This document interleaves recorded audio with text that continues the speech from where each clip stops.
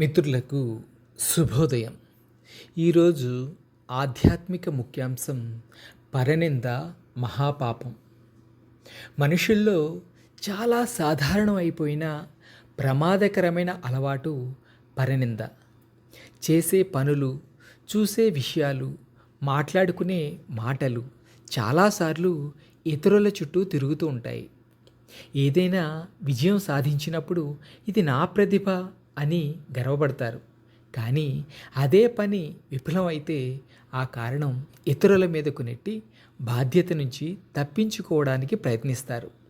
ఈ విధమైన మనస్తత్వం మనిషిలో అజ్ఞానం ఎంత లోతుగా ఉందో తెలియజేస్తుంది. ఒక వ్యక్తి ఎంతో శ్రద్ధతో ఒక అందమైన తోటను పెంచుకున్నాడు. ఒకరోజు ఒక ఆవు ఆ తోటలోకి వచ్చి మొక్కలను తొక్కేసింది. కోపంతో అతడు విచక్షణ మరిచి దాన్ని కొడితే అది చచ్చిపోయింది. పాపం చేశానని అతడు భయపడ్డాడు. అయితే ఆ తప్పును ఒప్పుకోకుండా చేతికి అధిదేవత ఇంద్రుడు కాబట్టి ఈ పాపం ఇంద్రుడిదే అని తనను తానే నమ్మించుకునే ప్రయత్నం చేశాడు. ఈ కుయుక్తిని గ్రహించిన ఇంద్రుడు పండితుడి వేషంలో వచ్చి అతన్ని పలకరించాడు. తోట అందచందాలను ప్రశంసిస్తూ ఎంత అందంగా ఉంది, దీనెవరు పెంచారు అని అడిగాడు. వెంటనే ఆ వ్యక్తి ఇది నా కృషి ఫలం అని గర్వంగా చెప్పాడు. అప్పుడు ఆ పండితుడు ఈ తోటను పెంచిన చెయ్యి నీదైతే ఆ ఆవును కొట్టి చంపిన చెయ్యి మాత్రం ఇంద్రుడిదా అని ప్రశ్నించాడు. సిగ్గుతో తల దించుకున్నాడు అవతల వ్యక్తి. తనకు లేనివాడు దైవముందురును తనకు గలిగినేని దైవమేలా అంటూ ఇదే సత్యాన్ని వేమన ఎంతో అందంగా చెప్పాడు. లాభం కలిగితే తన కృషి ఫలితమని, నష్టం వస్తే దేవుడు దయ చూపలేదని అనడం మనిషి నైజం. సత్వగుణం వల్ల జ్ఞానం ఉద్భవిస్తుంది.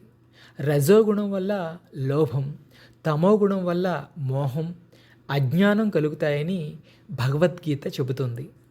పరనింద కర్మలకు మనమే బాధ్యులం. మంచి ఫలితం వచ్చినప్పుడు గర్వపడటం, చెడు ఫలితం వచ్చినప్పుడు ఇతరులను నిందించడం సరికాదు. మనిషి స్వభావం చాలా చిత్రమైనది. పుణ్యకార్యాలు చేయకపోయినా పుణ్య ఫలితం కావాలని కోరుకుంటాడు. పాపకార్యాలు చేస్తూనే ఉంటాడు.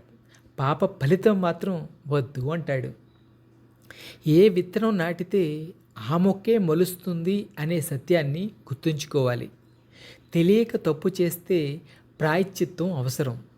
తప్పును ఒప్పుకోవడం, పశ్చాత్తాపం చెందడం, మళ్ళీ చేయకుండా జాగ్రత్త పడటం ఇదే సరైన పద్ధతి.